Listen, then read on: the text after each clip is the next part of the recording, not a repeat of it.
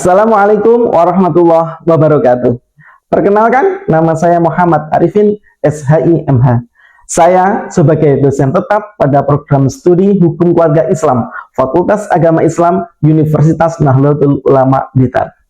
Video ini merupakan bagian dari pernyataan diri dalam unjuk kerja Tridharma Perguruan Tinggi atau PDD UKT-PT yang diadakan oleh Kemendikti Saintek untuk sertifikasi dosen tahun 2026 khususnya dalam aspek pengajaran.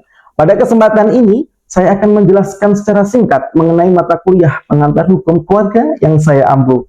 Mata kuliah ini memiliki bobot 2 SKS dan merupakan mata kuliah dasar mahasiswa program studi hukum keluarga Islam. Selanjutnya, mata kuliah ini dirancang untuk membekali mahasiswa dalam pemahaman secara konsep serta keterampilan dalam memahami dan menganalisis problematika dan dinamika ruang lingkup hukum keluarga. Selanjutnya, terdapat CPL dalam mata kuliah ini, diantaranya bertakwa kepada Tuhan Yang Maha Esa dan mampu menunjukkan sikap religius, menjunjung tinggi nilai kemanusiaan, berkontribusi dalam peningkatan mutu, menginternalisasi nilai, norma, dan etika akademik. Selanjutnya, menampilkan diri sebagai pribadi yang jujur, berakhlak mulia, mampu menguasai konsep teoritis dalam bidang pengetahuan tertentu, mampu menerapkan pemikiran logis, kritis, sistematis, dan inovatif. Selanjutnya, mampu memanfaatkan ilmu pengetahuan, teknologi, dan mampu mengambil keputusan yang tepat berdasarkan analisis informasi dan data. Selanjutnya, terdapat deskripsi mata kuliah. Mata kuliah ini mengkaji konsep tentang ruang lingkup hukum keluarga, sumber-sumber hukum yang berkaitan dengan hukum keluarga, pentingnya ketahanan keluarga, alternatif penyelesaian sengketa serta arbitrase, dan hukum keluarga di era digital, sehingga mahasiswa dapat responsif, adaptif sebagai instrumen dalam memahami dan menganalisis problematika hukum keluarga di Indonesia. Selanjutnya, terdapat CPMK atau capaian pembelajaran mata kuliah. Mahasiswa melalui peningkatan mutu kehidupan bermasyarakat dapat memahami dan menganalisis ruang lingkup hukum keluarga, mengenal kajian-kajian hukum keluarga, membuka penalaran secara kasuistik dan problematika yang terjadi di masyarakat, menganalisis konsep teoritis, berpikir logis, responsif, adaptif, dan inovatif dalam konsentrasi hukum keluarga. Kemudian, sub CPMK dalam mata kuliah ini atau kemampuan akhir yang direncanakan, terdapat mampu memahami dan menganalisis urgensi ruang lingkup hukum keluarga di Indonesia, mampu memahami dan menganalisis sumber hukum Islam, mampu memahami dan menganalisis urgensi ketahanan keluarga, mampu memahami dan menganalisis alternatif penyelesaian sengketa atau APS dan arbitrase, mampu memahami dan menganalisis hukum keluarga di era digital. Selanjutnya terdapat materi pembelajaran, diantaranya 1. Urgensi ruang lingkup hukum keluarga di Indonesia. Yang kedua, perkembangan hukum keluarga di Indonesia. Yang ketiga, sumber hukum keluarga dari Al-Quran. Sumber hukum keluarga dari hadis yang keempat. Yang kelima, sumber hukum keluarga dari hierarki perundang-undangan. Kemudian yang keenam, sekuritas hukum perkawinan.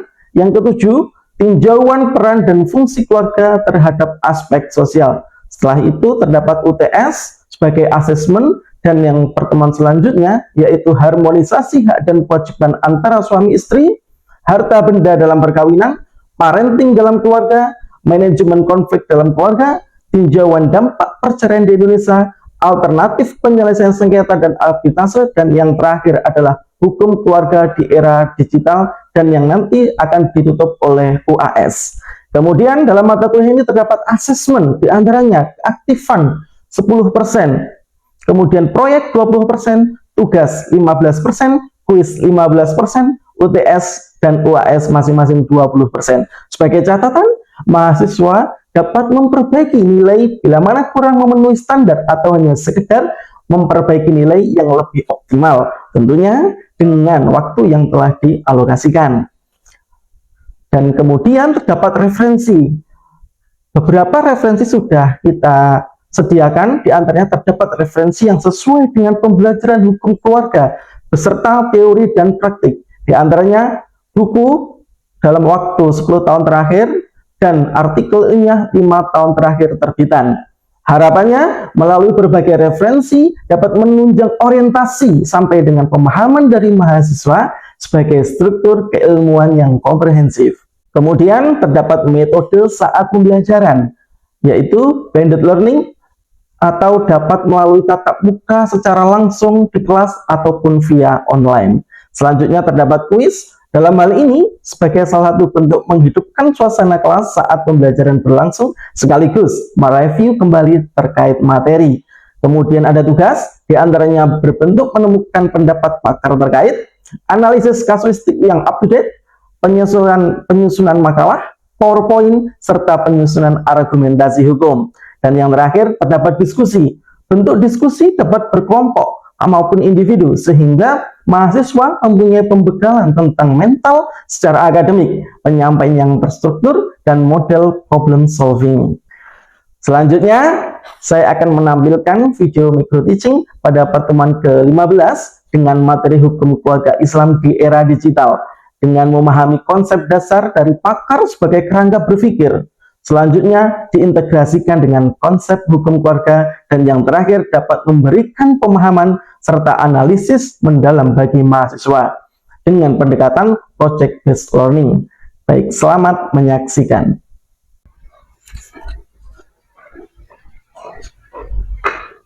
Assalamualaikum warahmatullahi wabarakatuh. Waalaikumsalam warahmatullahi wabarakatuh. Baik, terima kasih untuk pertemuan hari ini. Mari sebelum kita memulai perkuliahan pada hari ini, kita berdoa semoga mendapatkan keberkahan. Al-Fatihah. Terima kasih. Untuk hari ini yang tidak hadir, oke, ada lagi? Oke, baik, berarti ada 2 orang mahasiswa yang tidak hadir. Untuk selanjutnya, sebelum saya memulai pada materi ke-15 hari ini, bagaimana kabarnya hari ini? Alhamdulillah.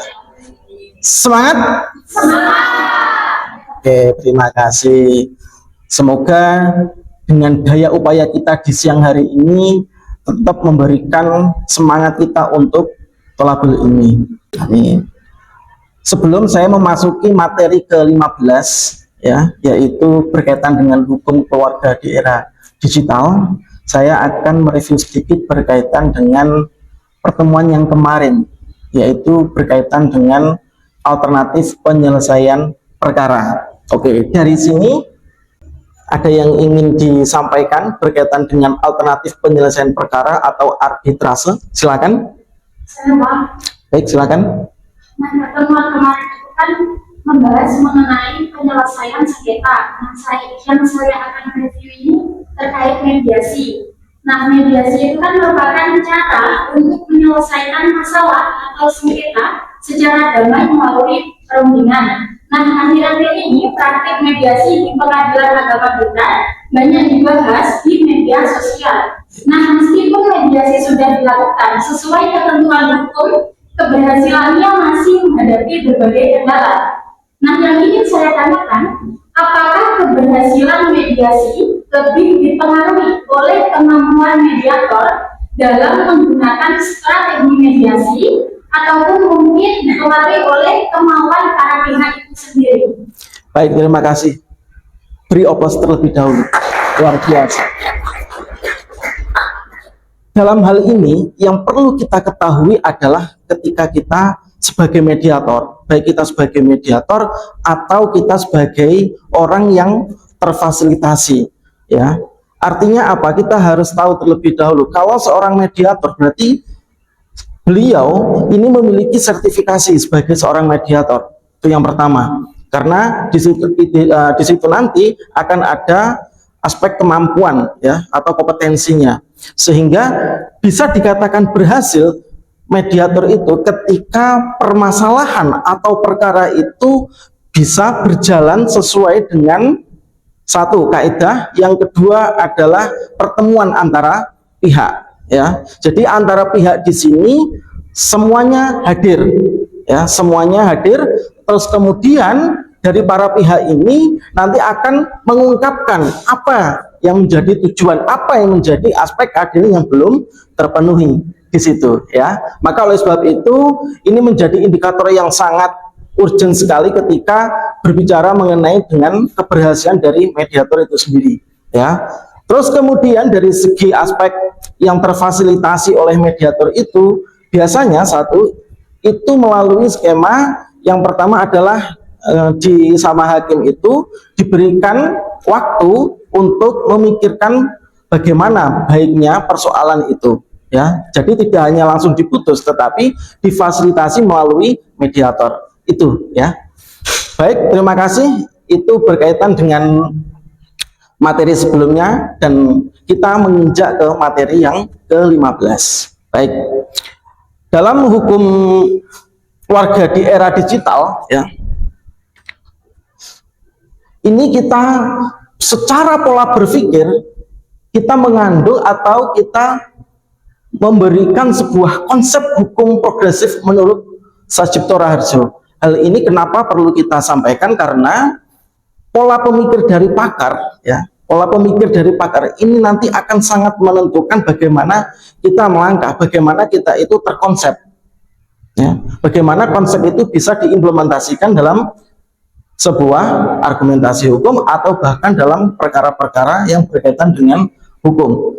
Baik, dalam hukum progresif ini manusia sebagai tujuan utama, kemudian penyesuaian dengan perubahan, kemudian ada indikator moralitas dan nilai kemanusiaan.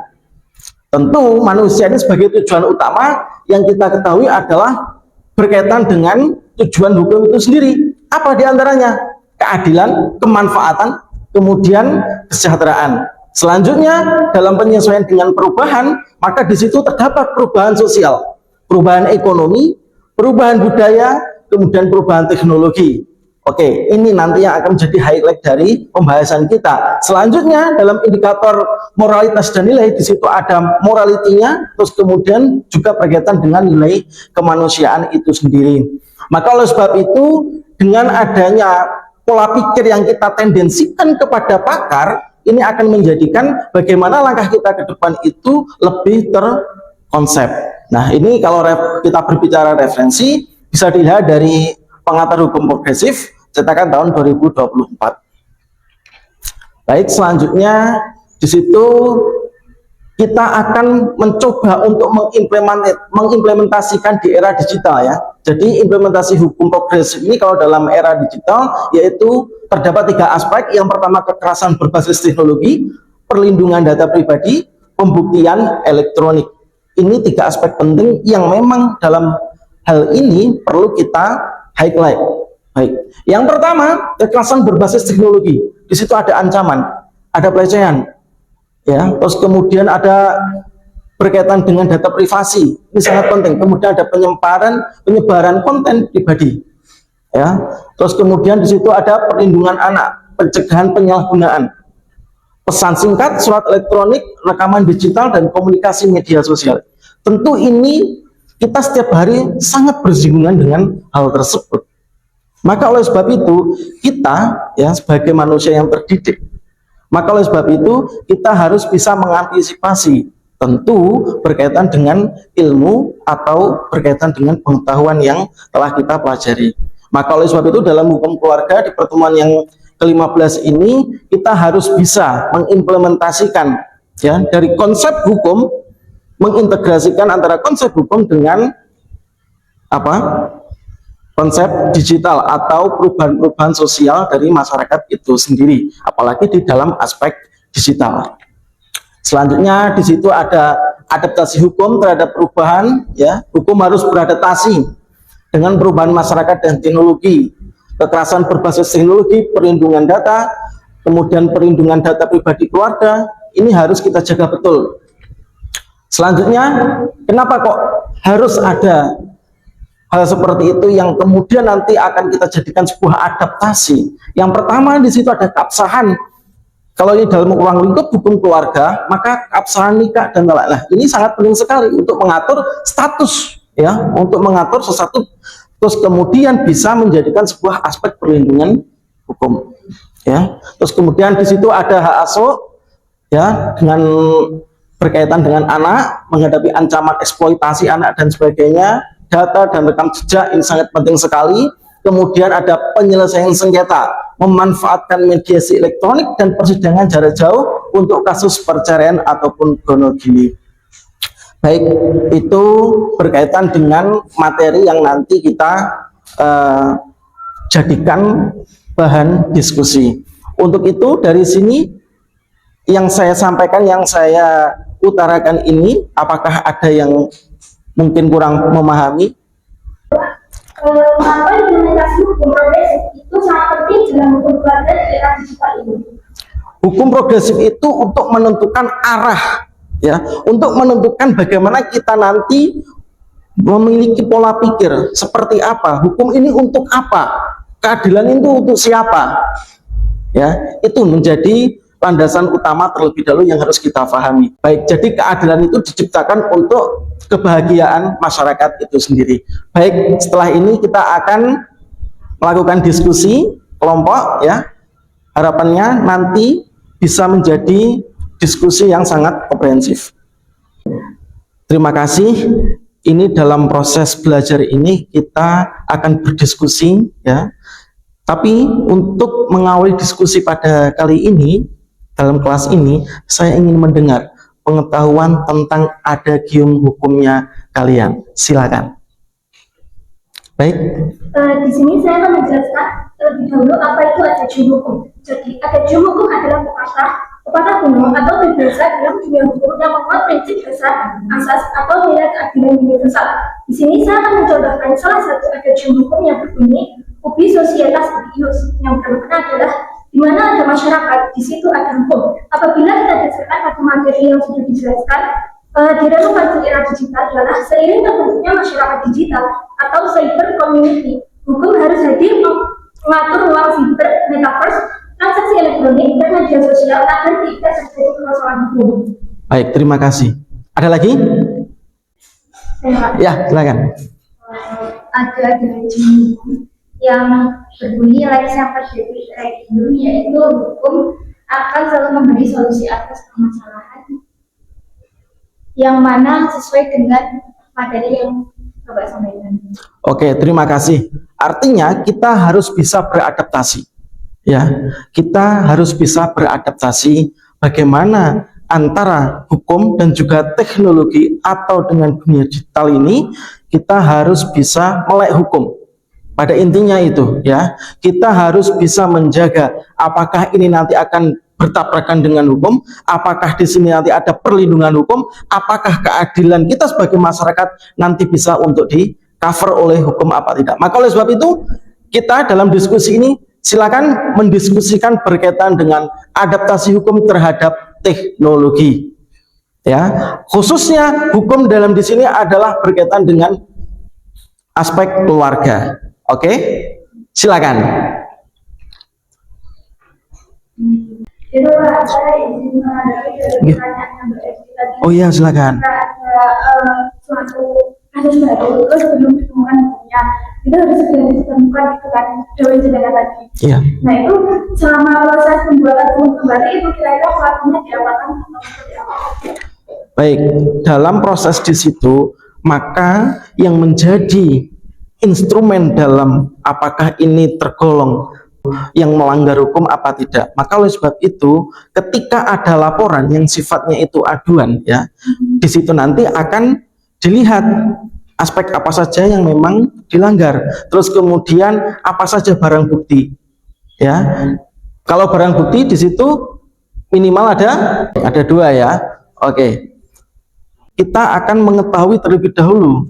Dalam hal ini aparat penegak hukum pasti akan mencari fakta bukti berkaitan dengan apa yang menjadi pelanggarannya, seperti itu, ya. Oke, kalau dalam aspek keluarga tentu kita akan melihat, ya, kita akan melihat berkaitan dengan resiko teknologi dalam keluarga, kemudian ketahanan keluarga yang diperkuat, terus kemudian dari dua aspek ini nanti menjadi seperti apa ketika kita berbicara keadilan, ketika kita berbicara kepastian hukum, ketika kita berbicara kebermanfaatan hukum. dalam aspek hukum secara umum sebagai tujuan daripada hukum itu sendiri. Maka oleh sebab itu dalam hukum keluarga ini kita harus bisa men-saving bahasanya dalam keluarga kita sendiri atau dalam pribadi kita. Oke, silakan. Kira-kira berkaitan dengan resiko, aspek pertama, resiko teknologi dalam keluarga itu kira-kira apa saja? Kemudian yang sebelah sini ketahanan keluarga yang dapat nanti untuk menjadi sebuah survive itu kira-kira apa saja? Coba. Oke, silakan. Terus kemudian berkaitan dengan diskusi ini silakan untuk mendiskusikan kira-kira yang satu memiliki persoalan, yang satu mencoba untuk menjawab daripada persoalan itu. Berkaitan dengan hukum keluarga yang di situ berkaitan dengan aspek digital. Silakan. Silakan. Saya juga Ya. menyampaikan pertanyaan. Di sini terutama kelompok kami ini memiliki pertanyaan pelanggaran hak digital dan privasi anak atau sharing. Nah, sekarang itu banyak sekali Perhatikan kelompok sini. yang mengeksploitasi konten anak. Dan orang tua itu melakukan sharing, yaitu eksploitasi seperti identitas, foto, video, atau privasi anak ke media sosial di konten dan popularitas, serta memang tanpa memikirkan jejak digital anak. Nah, tentu saja dasar ini kan berisiko karena melanggar pasal 52 JO pasal 64 Undang-Undang Perlindungan Anak serta Undang-Undang Perlindungan Data Pribadi atau UU PDB nomor 27 tahun 2022, di mana data anak itu dikategorikan sebagai data spesifik yang wajib dilindungi secara khusus oleh orang tua selaku pengasuh. Gitu. Oke, silakan ditanggapi dari kelompok sini. Silakan, Anda. Izin menjawab dari Oke. kelompok selanjutnya, yang mana dari kasus tersebut jika penguasaan melanggar aturan batas usia atau memperkerjakan anak pada jenis pekerjaan terburuk seperti eksploitasi ekonomi, mereka dapat dijatuhkan hukum berdasarkan pasal 185 ayat 1 tentang Undang-Undang Ketenagakerjaan seperti itu. Bagaimana? Dari jawaban ini sebagai aspek perlindungan hukum, maka di sini satu aspek sudah terpenuhi. Ya, artinya adaptasi dalam hukum ini perlu untuk digalakkan. Artinya apa? Dalam segi aspek teknologi, ya, khususnya dalam hukum keluarga, kita harus bisa memilah apakah ini nanti bersifat keperdataan, apakah itu nanti akan bersifat pidana. Oke, silakan dilanjut untuk diskusinya. Oh, kalau Ya, silakan. kalau tadi kan kalau dari kasusnya mbaknya tadi kan kalau dari segi memeras atau mengambil untung sebanyak-banyaknya karena dari konten, tapi bagaimana jika orang tua itu dari kecil itu memontenkan anaknya tapi kesannya itu untuk menghibur, karena kayak ini loh anakku lucu gitu terus edit video terus, nah akhirnya yang dimana karena anak itu kan nggak tahu ya harus gimana di depan kamera, ini dia terus berpura-pura kayak biar ya orang tuanya marah, jadi dia selalu berpura-pura di depan kamera dan itu menghilangkan apa ya itu dirinya sendiri gitu loh. Apakah hal tersebut bisa juga ditutup? Oke, silakan. Mungkin bisa dijawab dari kelompok sebelah. Pertanyaan dari kelompok yang selatan. Dalam hal ini, adaptasi dalam konteks hukum keluarga, kita memang harus memperhatikan aspek perlindungan hak anak. Kemudian bukti elektronik itu dari seperti apa kontennya, bentuknya, apakah edukatif atau bukan. Terus kemudian regulasi. Ini yang sangat penting. Apakah regulasi yang ada, perundang-undangan yang ada, ini nanti apakah sampai kepada eksploitasi anak? Oke, jadi seperti itu. Maka ini sangat penting sekali kita menjadi hukum itu bisa diedukasikan dalam aspek keluarga. Ya, itu sangat penting sekali untuk apa? Satu, melindungi privasi daripada keluarga itu sendiri, ya. Terus kemudian aspek perlindungan hukum yang nanti disalahgunakan dan sebagainya, kita bisa mengantisipasi, kita bisa membatasi, ya.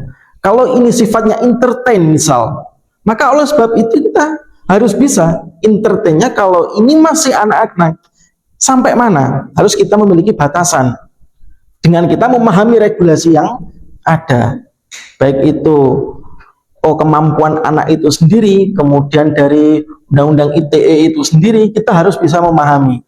Sehingga kita sebagai orang tua atau kita dari bagian daripada keluarga itu bisa memanage atau bahkan melindungi keluarga kita dari ancaman-ancaman yang sifatnya adalah digital. Oke. Mungkin ada tambahan nih dari kelompok sebelah. Silakan. Izin menambahkan Oke. dari kasus tersebut sesuai dengan kaidah fikih ad-dararu yuzar, yang mana pemudaratan harus dilakukan, yang mana mengontenkan anak itu bisa menjadi eksploitasi anak, seperti itu. Oke, bagus sekali. Tepuk tangan. Masih semangat? Masih. Walaupun siang tapi tetap semangat. Oke, ada yang ingin menanggapi dari kelompok sebelah berkaitan dengan kaidah fikih yang disampaikan dari kelompok utara? Mungkin yang disampaikan sama Kak Farah mungkin sesuai dengan undang-undang yang sudah ada di Indonesia, yaitu nomor 35 tahun 2014 tentang perlindungan anak, dan undang-undang nomor 21 tahun 2007 tentang pembatasan tindak pidana perdagangan orang, yang dimana isi dari undang-undang perlindungan anak yaitu melarang setiap orang menempatkan, membiarkan, melakukan serta menyuruh atau turut serta melakukan eksploitasi ekonomi dalam digital. Oke, terima kasih. Luar biasa. Tepuk tangan semuanya untuk diskusi kita hari ini. Maka oleh sebab itu, perlu kita pahami sebagai konklusi daripada materi kali ini adalah adaptasi hukum keluarga di era digital. Ini perlu kita ketahui, ini perlu kita pahami bersama. Apalagi teman-teman mahasiswa dalam hal ini konsentrasinya dalam hukum keluarga ini harus bisa menjadi sebuah tendensi untuk memahami lebih mendalam lagi. Ada teknologi itu harus secara adaptif, bagaimana privasi keluarga itu seperti apa, literasi digital ini harus benar-benar kita pahami. Tidak hanya sekedar membaca konten berita ataupun mengkontenisasi apa yang menjadi kehidupan pribadi. Ini harus ada batasan. Karena apa? Kejahatan itu biasanya adanya kesempatan yang memang terbuka tanpa kita sadari atau tanpa kita kira-kira, ya. Itu. Terus kemudian dari aspek hukum keluarga itu sendiri, kita harus bisa dalam diskusi kita kali ini tadi berkaitan dengan aspek perlindungan anak, ya. Terus kemudian secara digital itu seperti apa, kita harus bisa mengedukasi, ya. Terus kemudian dari regulasi ini harus bisa kita pahami perundang-undangannya seperti apa, undang-undang ITE bagaimana, undang-undang tentang perlindungan anak bagaimana. Ini harus kita pahami secara menyeluruh. Baik, terima kasih. Itu yang dapat kita diskusikan pada pertemuan yang ke-15. Jangan lupa untuk pertemuan yang terakhir, yaitu adalah UAS, siapkan baik-baik berkaitan dengan materi yang pertama sampai dengan materi yang terakhir. Semoga kita mendapatkan keberkahan dalam perkuliahan ini. Baik, sebelum saya tutup, kita berdoa semoga apa yang kita upayakan ini menjadi keberkahan. Al-Fatihah. Terima kasih, itu dari saya. Allah muwafiq ila aqwamit thoriq. Wassalamualaikum warahmatullahi wabarakatuh.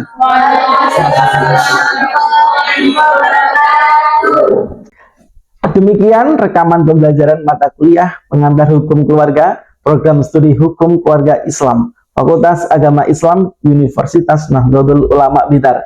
Video ini disusun sebagai salah satu dokumen pendukung dalam penyusunan pernyataan diri dosen dalam unjuk kerja Tridharma Perguruan Tinggi atau PDD UKT PT sebagai bagian dari proses pengajuan sertifikasi dosen tahun 2026. Semoga dokumentasi ini dapat memberikan informasi yang komprehensif mengenai pelaksanaan pembelajaran yang saya lakukan dan menjadi bahan pertimbangan dalam proses penilaian.